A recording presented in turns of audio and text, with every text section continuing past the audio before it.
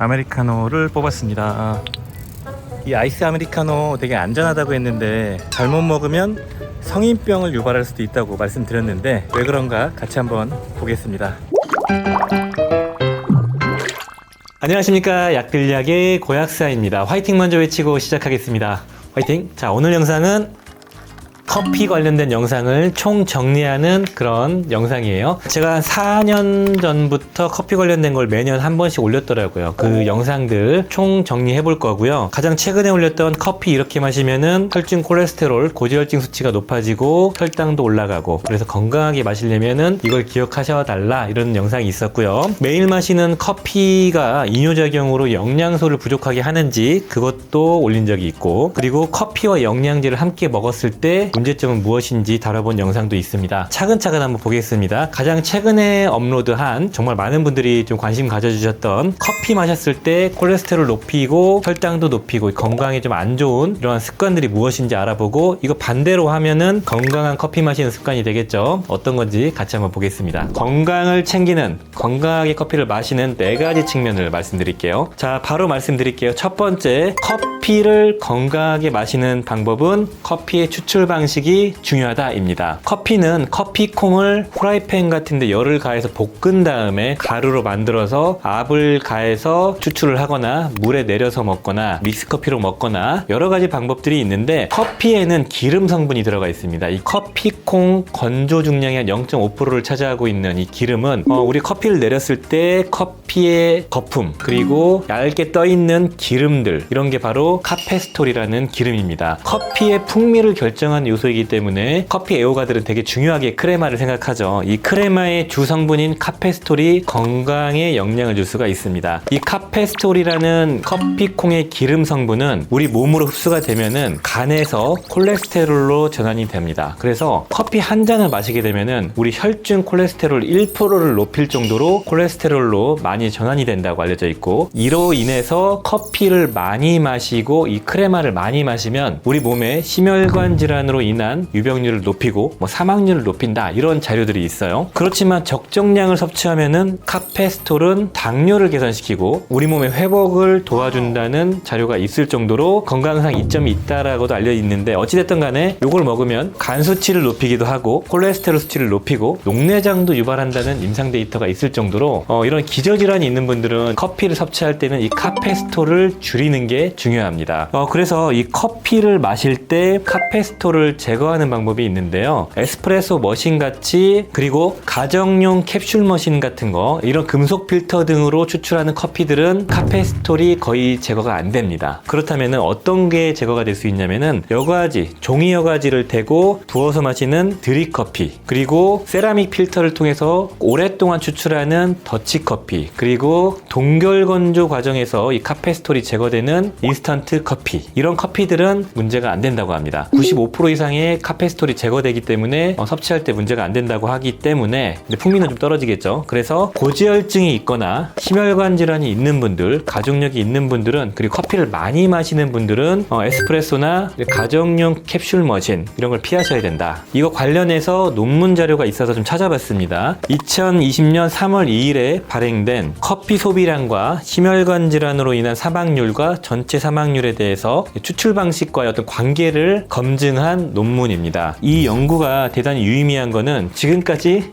커피를 추출하는 방식에 따라서 건강상의 이점을 규명한 논문이 없었거든요. 이 논문에서는 설계 방식을 보면은 노르웨이 성인 20세부터 79세까지 한 50만 명의 성인을 대상으로 코호트 연구 20년간 추적 관찰을 한 겁니다. 그랬을 때 이 커피를 추출하는 방식에 따라서 첫 번째, 커피를 아예 안 먹는 그룹과 이런 종이 필터를 사용한 그룹, 그리고 필터를 사용하고 안 하고 혼합한 그룹, 그리고 오로지 에스프레소만 먹는 그룹, 그러니까 에스프레소만 먹는 게 가장 카페스톨이 가장 많겠죠. 그랬을 때 어떤 차이가 있나 사망률을 좀 조사했는데, 남자의 경우는 첫 번째 커피를 아예 안 먹는 그룹에 비해서 두 번째 필터를 사용해서 커피를 마신 사람은 사망률이 12% 감소, 그리고 필터랑 섞어 먹는 분 기준으로 사망률이 7% 감소, 그리고 에스프레소만 계속 먹는 사람은 사망률에 큰 이득이 없었다. 커피는 여러 가지 가지 항산화 성분이 있기 때문에 적정량을 섭취하면 이득이 되거든요. 그리고 여성의 경우는 필터를 사용한 사람은 20% 감소 사망률이, 두 가지를 혼합해서 먹은 사람들은 28% 감소, 좀 높았네요. 에스프레소만 먹은 사람들은 17% 감소. 아무튼 여성이 커피에 대한 효과가 좋았고, 그리고 에스프레소 방식보다는 종이 필터를 사용한 경우에 더 피드백이 좋았다, 이렇게 돼 있고요. 또 얼마나 마셨을 때 효과가 있나를 봤을 때 종이 필터로 여과한 커피를 하루에 한 잔에서 4잔 사이를 마셨을 때 사망률이 가장 낮았다는 데이터가 있었고요. 그리고 종이 필터를 여과하지 않은 커피를 하루 9잔 이상 좀 많이 마셨을 때는 심혈관 질환의 위험이 한 9% 정도 증가했다고 합니다. 그래서 이렇게 많이 마시는 사람, 그리고 필터를 사용하지 않은 에스프레소 방식의 커피를 많이 마시는 사람들은 건강상 이점이 덜하고 심혈관 질환의 위험을 좀 높일 수 있다라는 것이죠. 따라서 이제 콜레스테롤이 좀 높거나 심혈관 질환이 있는 분들은 카페스톨이 좀 덜한 방식의 드립커피를 좀 드시면 좋을 것 같고요. 보통 건강한 성인들은 크게 문제는 없겠지만 건강상 이점을 위해서도 크레마, 카페스톨을 좀 줄이는 게 사망률을 낮추는 데 좀 도움을 줄 것 같다, 이런 판단이 삽니다.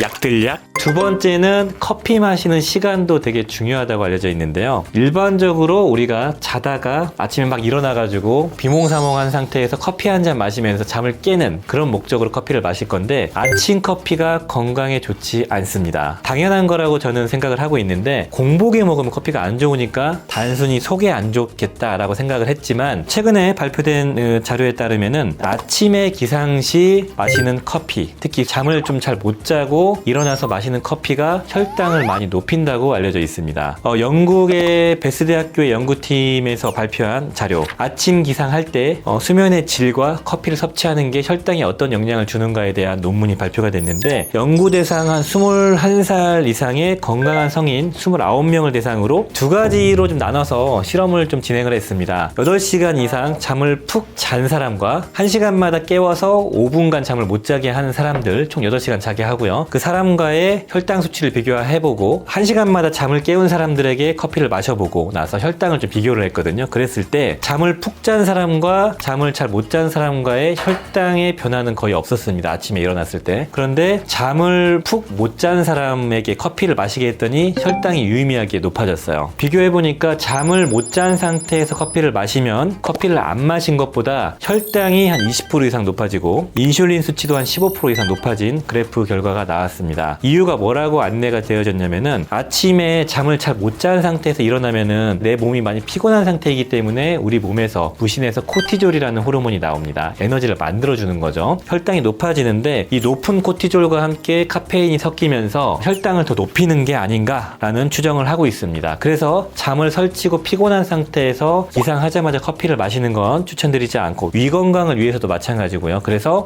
기상하고 나서 코티졸 수치가 좀 내려오는 한 2시간 정도 이후에 아침과 점심 사이에 아침밥 먹고 커피를 드시는 걸 추천드립니다. 아침에 일어나서 드실 거면은 디카페인을 드시면 좀 좋겠다라는 생각이 들었어요. 자, 그리고 세 번째는 마시는 커피의 온도도 중요합니다. 커피를 시켜서 드립커피 같은 게 딱 나왔을 때 마시면 되게 뜨겁죠. 이게 식도암을 유발할 수가 있거든요. 65도 이상의 뜨거운 음료는 국제암연구소 WHO에서 지정한 발암물질 EA군으로 지정이 되어 있습니다. 그래서 뜨거운 음료를 계속 마시면 발암물질이다, 이렇게 얘기를 하는 건데요. 65도 이상의 뜨거운 음료를 지속적으로 마시면 식도암의 유병률이 8배 높아지고요. 60도와 65도 사이의 음료를 지속적으로 마시면 식도암의 유병률이 2배 높아진다고 할 정도로 암의 원인이 될 수 있다는 겁니다. 그 이유는 뜨거운 음료를 마시면 이 상피세포나 식도의 점막에 손상이 되고 염증과 자극, 그리고 손상으로 인해서 변이가 생기면서 암이 생길 수 있다는 것이죠. 그래서 뜨거운 커피를 받으면, 특히 뭐 오늘의 커피나 아메리카노 같은 거, 그런 걸 받으면 바로 마시면 안 되고 한 2분에서 3분 정도 기다려 주시는 게 좋습니다. 커피를 마실 때 뜨거운 거를 바로 마시지 않는 그런 습관을 기르시는 게 중요합니다. 자, 마지막으로 네 번째, 커피와 함께 먹으면 시너지가 나는 성분, 커피를 통해서 건강을 챙길 수 있는 성분인데요. 이것은 바로 시나몬입니다. 시나몬 파우더, 계피 말고 시나몬인데요. 이 시나몬은 여러 가지 이점이 있죠. 항염증 작용, 그리고 인슐린 저항성을 개선시켜서 당 수치를 낮추는 작용이 있다고 말씀드렸고, 다이어트 효과도 있고 항균 작용도 있고, 카푸치노를 마실 때 뿌려 마시는 그 가루가 바로 시나몬이죠. 그 정도로 궁합이 좋습니다.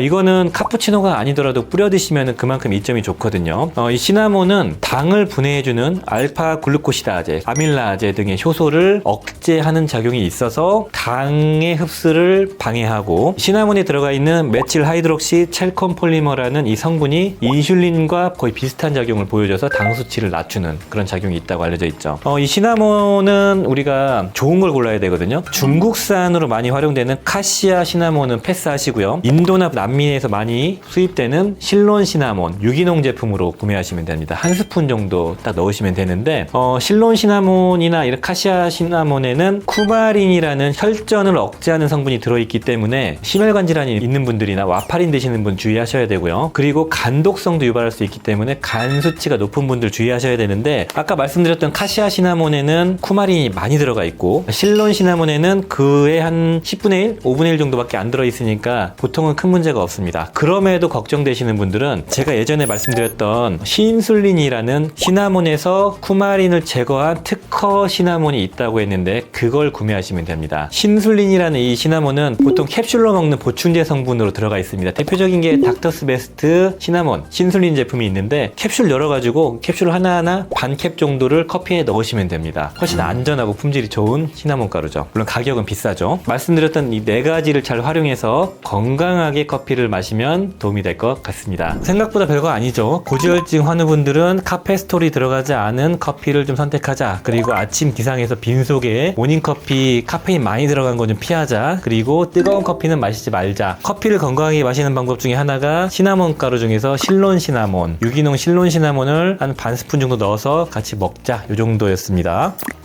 두 번째 영상으로 커피를 매일 마시면은 영양소가 부족해지는지, 이뇨작용이 계속 발생되잖아요, 카페인 때문에. 그랬을 때 실제로 영양소가 정말 많이 빠져나가서 내 몸이 안 좋아지는지도 한번 보겠습니다. 참, 여기서부터는 너무 옛날 영상이라 퀄리티가 좀 떨어지는 점 양해 부탁드립니다. 자, 오늘 영상은 앞서 보신 것처럼 이 커피를 많이 마시면 이뇨작용이 촉진돼서 화장실을 자주 가게 되죠. 화장실을 자주 가게 되면 내가 먹었던 마그네슘이나 미네랄들이 다 소변으로 나오는 게 아닌가? 영양 성분이 빠지는 게 아닌가? 이런 걱정을 하실 것 같은데요. 여기에 대해서 한번 제가 자료를 찾아봤습니다. 결론부터 말씀드리자면은 커피를 많이 마신다고 해가지고 직접적으로 소변으로 많이 빠져나가는 거는 사실과 다르다, 이렇게 말씀을 드리고 싶고, 커피를 안 마실 때보다는 더 빠져나가지만 그 양이 되게 미비하고요.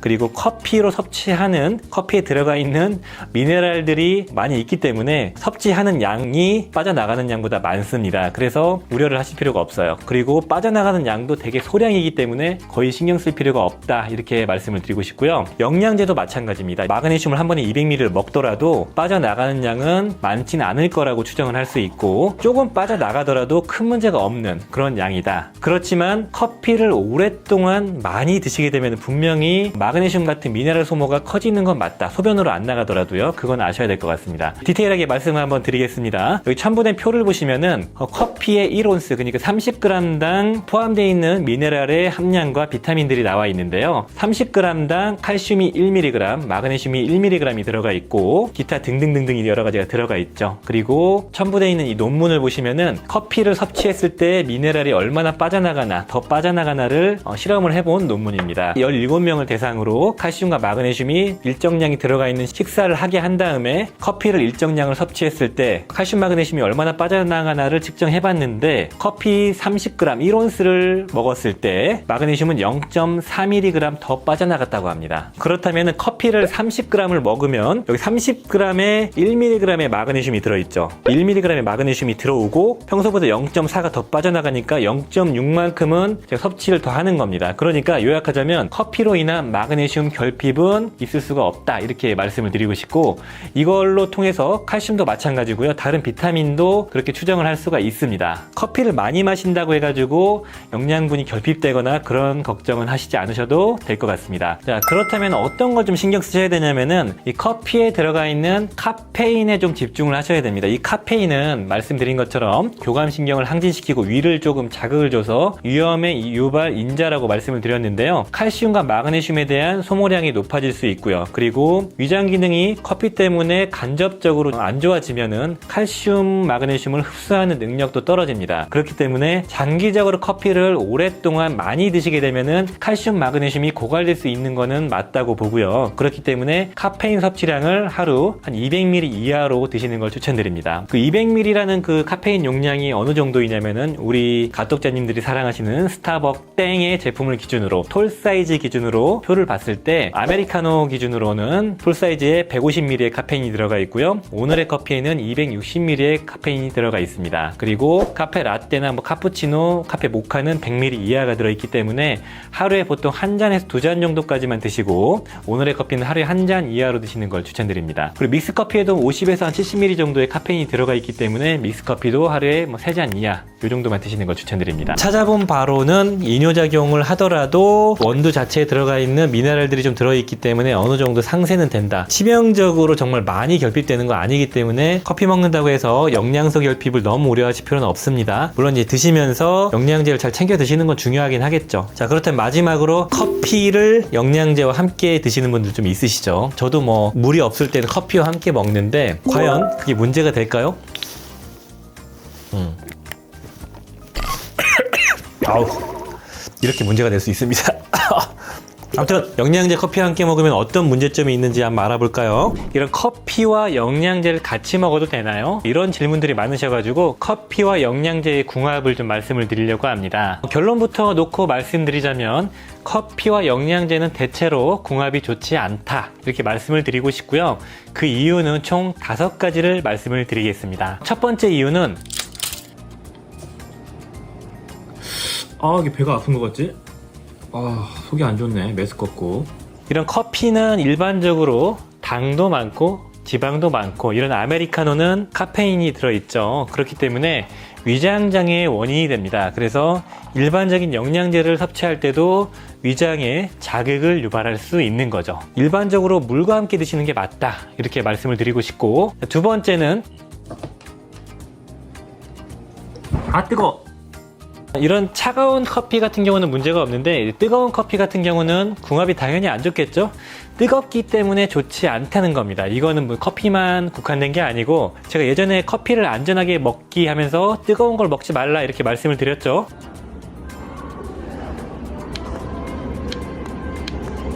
보통 뜨거운 커피는 온도가 70에서 80도였는데 그런 뜨거운 걸 먹으면 일단 식도암의 유병률이 6배까지 올라간다고 말씀을 드렸었죠. 뜨거운 걸 먹게 되면은 일단은 위에 부담이 되고 프로바이오틱스 같은 생균 제제는 죽을 수 있겠죠. 그리고 너무 뜨거운 걸 섭취하게 되면은 비타민 C 같은 경우, 수용성 비타민 같은 경우는 파괴될 수도 있는 거죠. 그러니까 뜨거운 커피와도 궁합이 좋지 않다, 이렇게 말씀을 드리고 싶고요. 세 번째 이유를 말씀드리자면은 커피에 들어가 있는 폴리페놀 중에서 탄닌이라는 게 있거든요. 그 탄닌, 그 성분은 일반적으로 미네랄이나 비타민과 잘 붙습니다. 특히 미네랄에 잘 붙는데 칼슘, 마그네슘, 아연, 철분 이런 거랑 붙어서 흡수를 방해한다는 데이터가 있죠. 특정 논문에는 커피와 철분제를 함께 먹으면 흡수율이 80%까지 떨어질 수 있다라는 데이터가 있을 정도로 영향을 주는 겁니다. 그래서 커피와 종합 비타민, 미네랄 이런 걸 같이 드시면 궁합이 안 좋다 말씀을 드리고 싶습니다. 자, 그리고 네 번째 이유는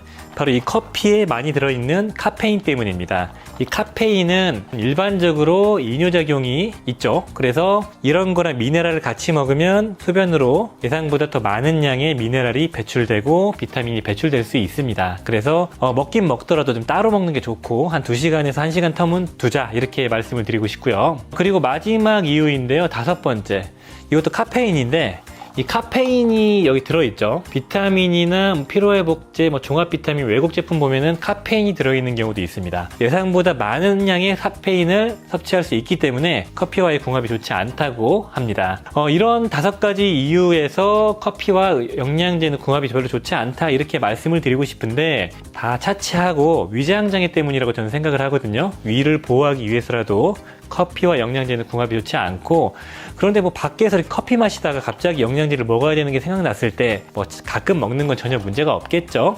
전문가들은 얘기를 하고 있습니다. 커피와 영양제는 보통 최소 1시간 정도 텀은 둬라, 이렇게 얘기를 하고 있고요. 커피뿐만 아니고 녹차나 홍차도 마찬가지입니다. 탄닌이 들어가 있고 카페인이 들어있기 때문인데요. 차와 영양제는 궁합이 좋지 않기 때문에 물과 함께 영양제를 섭취하는 걸 추천드리고 싶네요. 뭐 아주 치명적인 문제는 아니지만 영양제를 커피와 함께 먹는 거는 좀 피하는 게 좋겠네요. 물론 이제 급할 때는 저도 종종 커피와 영양제를 함께 먹지만 뭐 흡수가 안 되거나 위에 자극되는 것들은 감안하고 먹는 겁니다. 오늘 영상은 커피 관련된 지금까지 업로드한 영상 중에서 중복된 거 좀 빼고 좀 차별화되는 내용들만 다시 한번 정리해본 그런 영상입니다. 자, 오늘 영상이 도움이 되셨다면 좋아요, 구독 부탁드리겠습니다. 감사합니다.